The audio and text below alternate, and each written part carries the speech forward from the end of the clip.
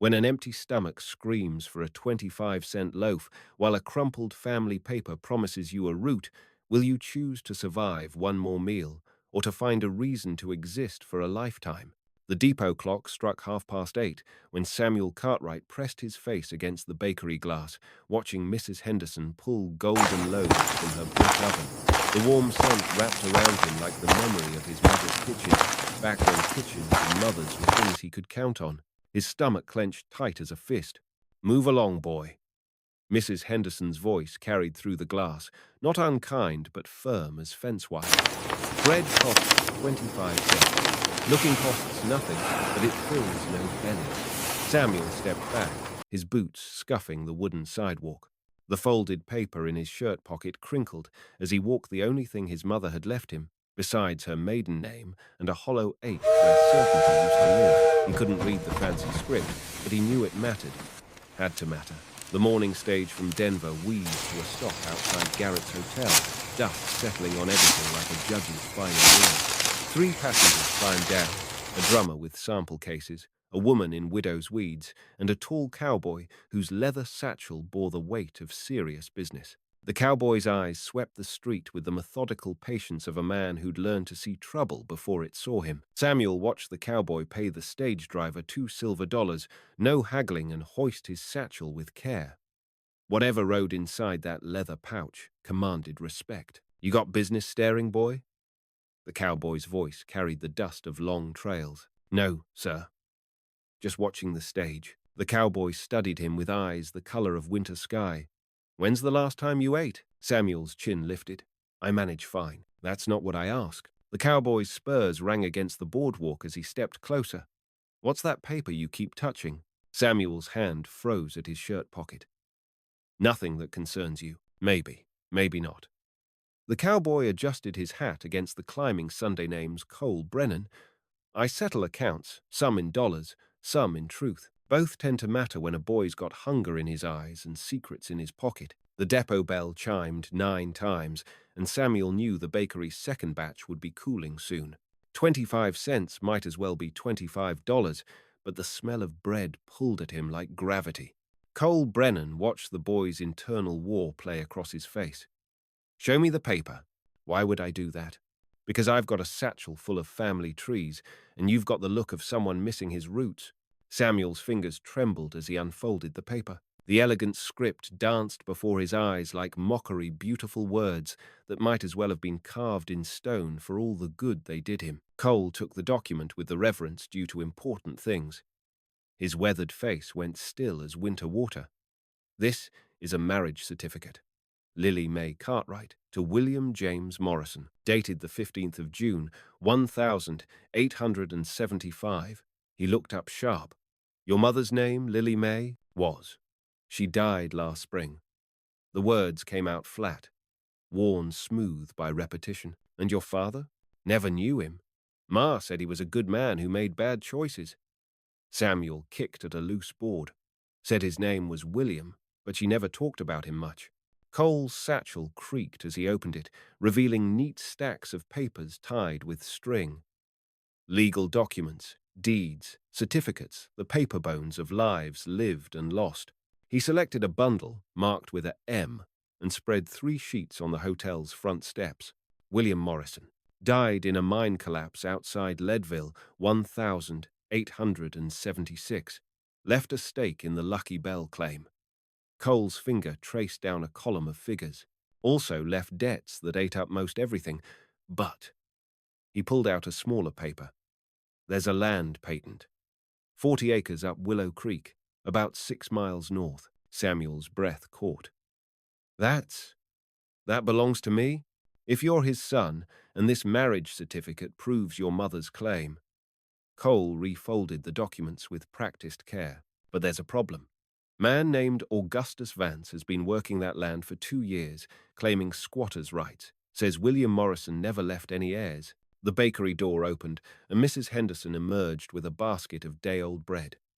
Going to the church for Sunday donation, she announced to the morning air, "Can't let good food go to waste." Samuel's stomach growled loud enough to shame him. Cole reached into his vest and produced a silver quarter. "Boy needs sustenance for what's coming next." What's coming next? Samuel asked, pocketing the coin. We're riding to Willow Creek. Time to introduce you to your inheritance. The horses Cole rented from the livery cost $2 for the day, a bay mare for Samuel, and a sturdy roan for himself.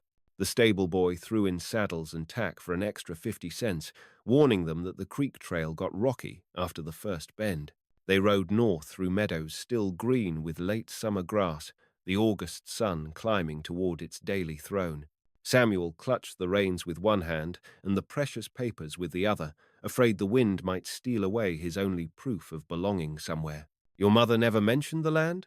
Cole asked as they forded a shallow creek. She talked about wide spaces sometimes, said there was a place with good water and room to breathe. Samuel's voice caught. I figured it was just dreams. Dreams and deeds look similar until you hold them up to the light. They crested a low hill, and the Willow Creek Valley spread below them like a promise. A cabin sat near the water, smoke rising from its chimney. Fenced pasture held a dozen head of cattle, and someone had planted corn in neat rows behind the house. That's your 40 acres, Cole said, and that's Augustus Vance's sweat, making it productive. Samuel stared at the scene. It looked like everything he'd ever wanted: a home with substance, work that mattered, land that stayed put. But another man's labor had built this piece. What if he won't leave? Cole's hand rested on the butt of his Colt. Then we'll see how much his squatter's rights cost him. They approached the cabin as the sun reached its noon perch. Augustus Vance emerged from the cornfield with a hoe in his weathered hands.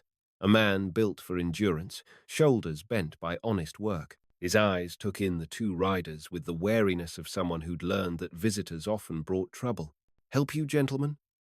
Vance's voice carried the careful politeness of the frontier. Cole dismounted and pulled the documents from his satchel. Name's Brennan. I settle property disputes. This here's Samuel Cartwright, and he's got legal claim to this land. Vance set down his hoe and wiped his hands on his pants.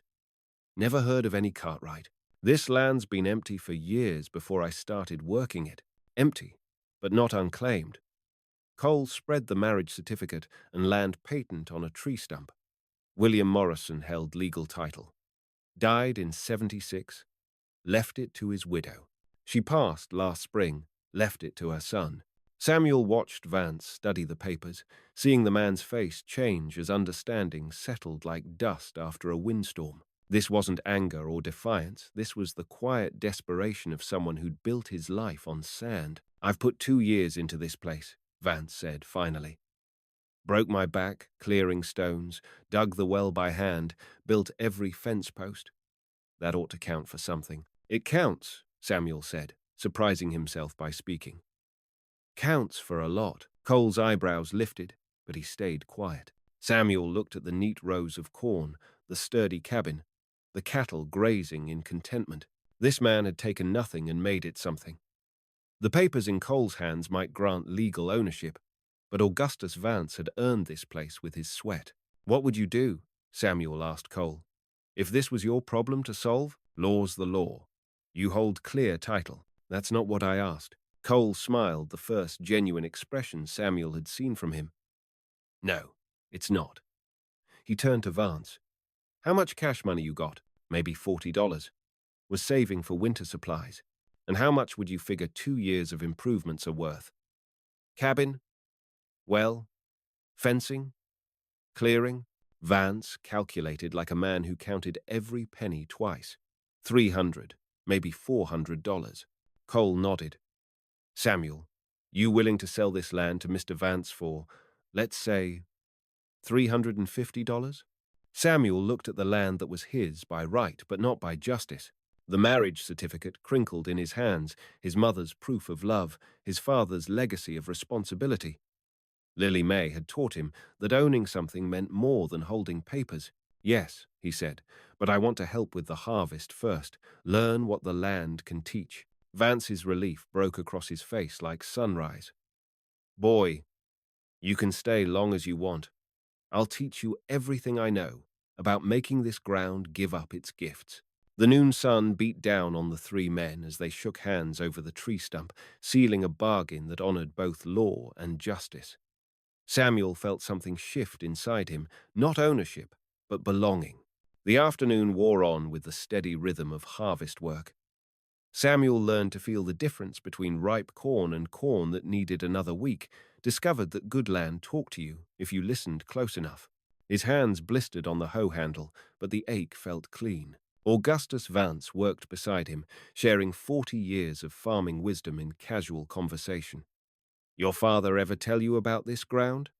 he asked as they filled the wagon with ears of corn. "Never knew my father. Ma said he died before I could walk. Mining's hard business. Takes good men too young." Vance straightened his back with a grunt.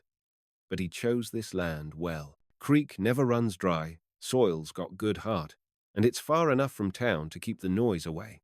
Cole sat in the cabin's shade, working through his satchel of documents. Every few minutes, he'd look up to watch Samuel learn the weight of honest work.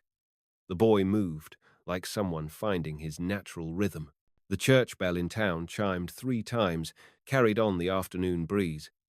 Cole stood and walked to where Samuel was learning to judge corn by the sound it made when you peeled back the husk. "We need to head back soon. Stage leaves at 5, and I've got business in Colorado Springs tomorrow." Samuel's hands stilled on the corn ear. "What kind of business?" "Same as here. Settling accounts, matching papers to people."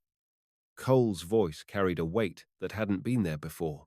"Sometimes the accounts balance clean. Sometimes they don't." "What happens when they don't?" Cole's hand touched the butt of his pistol, an unconscious gesture.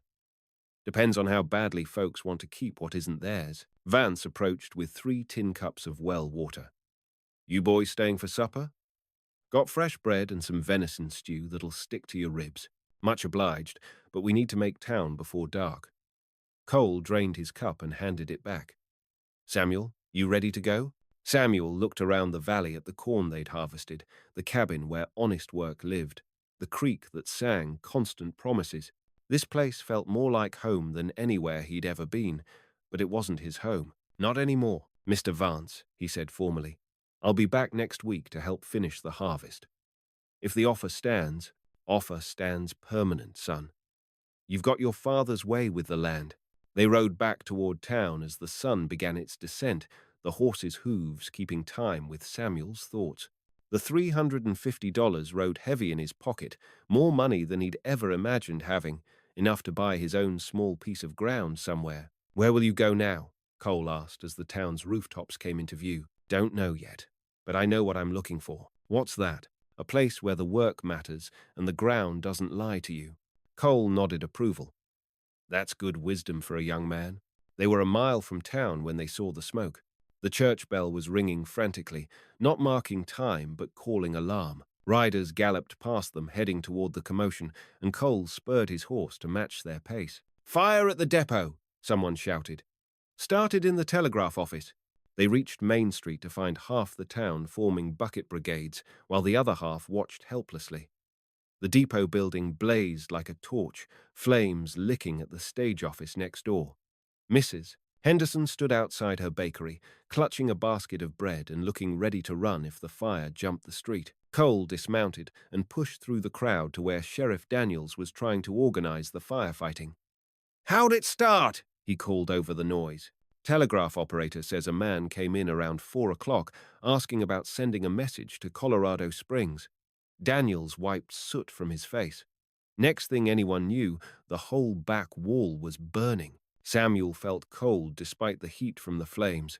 What did this man look like? Tall, thin, wore a black coat. Had eyes like winter and a voice that carried authority. The sheriff squinted through the smoke. "Why? You know him?" Cole's face went granite hard. "Samuel, where's your satchel?" Samuel's blood turned to ice water. The leather bag sat where they'd left it, tied behind Cole's saddle, but the straps hung loose, and the flap gaped open like a wound. Cole reached the satchel in 3 strides and rifled through the contents. His curse split the evening air like an axe. The Morrison file. Everything about your father's claim, the mine records, the death certificate, it's all gone. Who would want? Same man who's been working that mine claim for 2 years, telling everyone William Morrison died without heirs. Cole's hand found his gun butt. "Augustus Vance just bought your land legal and proper, but there's still the matter of your father's mining stake." The Lucky Bell's been producing silver for 3 years now. Samuel's mind raced. The man at the telegraph office was sending word to Colorado Springs that William Morrison's son turned up alive and documented. Cole swung into his saddle, and someone didn't want that message reaching the wrong ears. The depot roof collapsed in a shower of sparks, and Mrs. Henderson's breadbasket tumbled forgotten to the ground. Samuel stared at the scattered loaves' sustenance, turned to waste, while bigger hungers prowled the night. "We're riding to Colorado Springs," Cole said. "Tonight, but the stage office just burned down, and our thief's got a head start." Cole checked his pistol and pulled a rifle from his saddle scabbard. "Sometimes accounts get settled with more than paperwork, boy. You ready for that kind of arithmetic?" Samuel thought of his mother's marriage certificate, of papers that proved he belonged somewhere, of the mining claim that represented his father's sweat and dreams. The bread he'd craved that morning seemed like a child's want compared to this adult hunger for justice.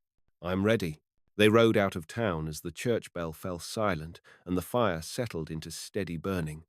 Behind them, the depot crumbled into ash and memory. Ahead, the mountain road stretched dark and full of reckoning. The Colorado Springs depot buzzed with pre-dawn activity when Cole and Samuel arrived at 5:30, their horses lathered from the night ride. The eastbound train wheezed steam like a mechanical dragon, and passengers lined up with the weary patience of early travelers. Cole's eyes swept the platform with hunter's focus. There, black coat, thin as a rail, talking to the conductor. Samuel followed his gaze to a man who looked like winter had taken human form. The stranger's pale hands gestured as he spoke, and even from 50 feet away, his voice carried the authority Cole had described. "That's Martin Kelway," Cole said, dismounting.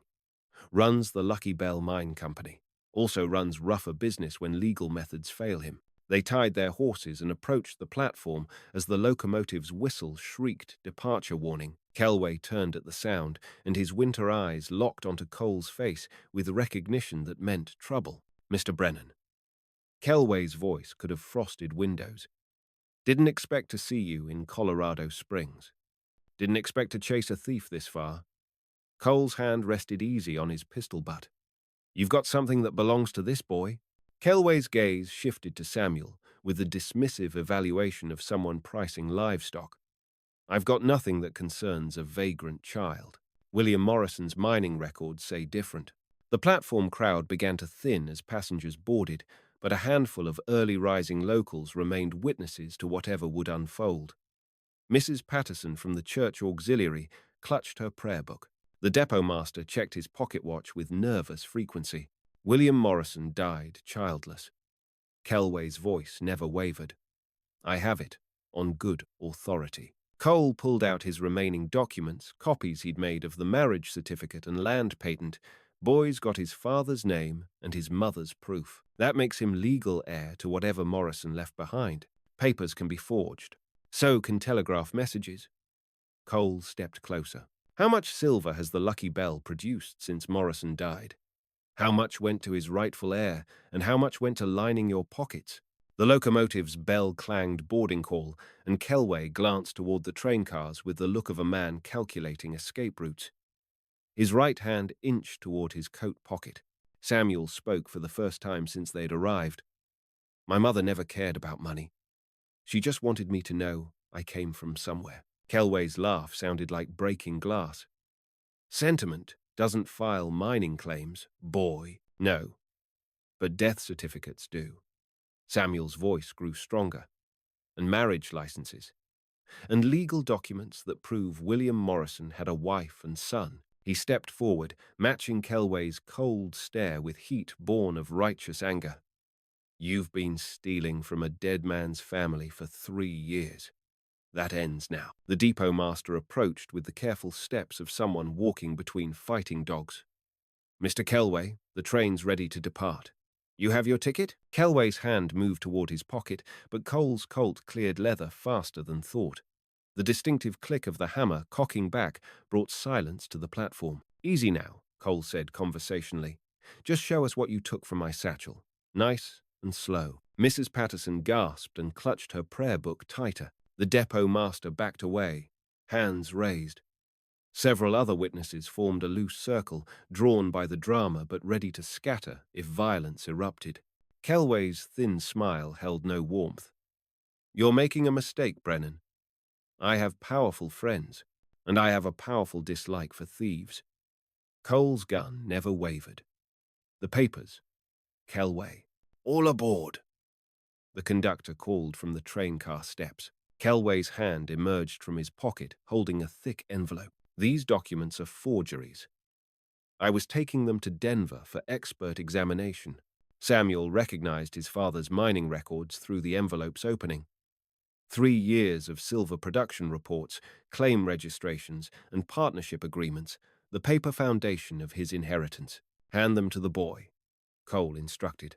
Kelway's eyes darted between the gun, the train, and the watching crowd. His face twisted with the arithmetic of a cornered animal. "This isn't over." "It is for now." Cole kept his weapon steady as Kelway passed the envelope to Samuel. The train whistle blew final departure, and the locomotive lurched into motion. Kelway watched his escape route pull away from the platform with the expression of a man who'd bet everything on the wrong horse. Samuel opened the envelope and found more than mining records. Legal correspondence revealed the Lucky Bell's true value, not just a modest silver claim, but part of a larger vein that had produced over $12,000 in ore during the past year. His father's quarter share would have meant financial security for life. $12,000, he said wonderingly. Kelway straightened his black coat with forced dignity. "The mines played out. Those figures are historical. Then you won't mind returning the boy's lawful share of the historical proceeds." Cole's voice carried the finality of a judge's sentence. $3,000 should settle the account. I don't carry that kind of money. Then you'll wire it to Samuel's account at the First National Bank. Cole's smile held no kindness. "Today," Mrs. Patterson stepped forward with surprising courage. "I witnessed every word of this conversation. Martin Kelway, I've known you since you were knee-high to a grasshopper, and your mother would be ashamed of what you've become." Other witnesses nodded agreement. The depot master found his courage. "Mr. Kelway, I heard you admit to taking those documents. That's theft in any man's book." Kelway looked around the circle of faces and saw his reputation crumbling like cheap brick.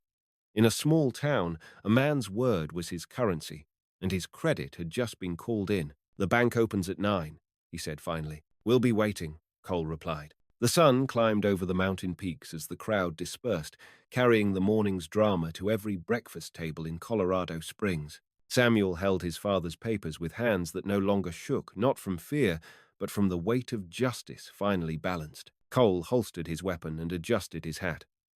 "Still hungry for bread, boy?" Samuel laughed, surprising himself with the sound. "Hungry for a lot of things, but bread sounds like a fine place to start."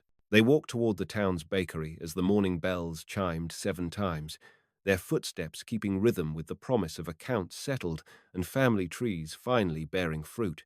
3 hours later, Samuel Cartwright walked out of the First National Bank with a deposit slip for $3,000 and the knowledge that he belonged somewhere larger than his own hunger. The bread he'd craved at dawn seemed like a child's simple want compared to this adult satisfaction of justice served and debts paid. Cole Brennan stood beside him on the bank steps, his leather satchel lighter by one file but heavier with the completion of honest work. "What's next for you, Samuel? Going back to help Augustus finish the harvest? Then maybe I'll look for my own piece of ground." Samuel folded the bank slip with the same care his mother had used for her marriage certificate. "But first, I want to visit my father's grave in Leadville, pay my respects proper." Cole nodded approval. Family trees need tending, same as any growing thing. The Colorado Springs depot had already begun rebuilding from its morning drama. Martin Kelway had departed on the noon train, his reputation in ruins but his freedom intact. Sometimes justice wore a gentler face than vengeance. Samuel touched the papers in his shirt pocket, his mother's marriage certificate, his father's mining documents, the bank slip that represented 3 years of stolen labor, returned. Not just papers anymore, but proof of belonging to something larger than himself. Mrs. Patterson approached from the church steps, her prayer book tucked under her arm. "Young man, will you be staying in town?" "Just for tonight, ma'am." Then I'm heading back to help with the harvest. She smiled with the warmth of someone who'd witnessed justice and found it good. There's fresh bread at the church social tonight. Good bread and plenty of it. Samuel looked at Cole, who was already reaching for his horse's reins. The afternoon stage would carry the account settler to his next appointment with other people's unfinished business. Thank you, ma'am. I'd be honored to share your table. As Cole rode away toward whatever balance sheet awaited him next, Samuel stood in the Colorado Springs sunshine and felt the weight of his father's legacy settle around his shoulders like a well-fitted coat. He thought of Augustus Vance's corn waiting to be harvested, of good ground that didn't lie, of bread freely shared and justice honestly served. The boy who'd hugged hunger that morning was gone, replaced by a young man who'd learned that family trees grew strongest when tended by hands willing to do the work of belonging.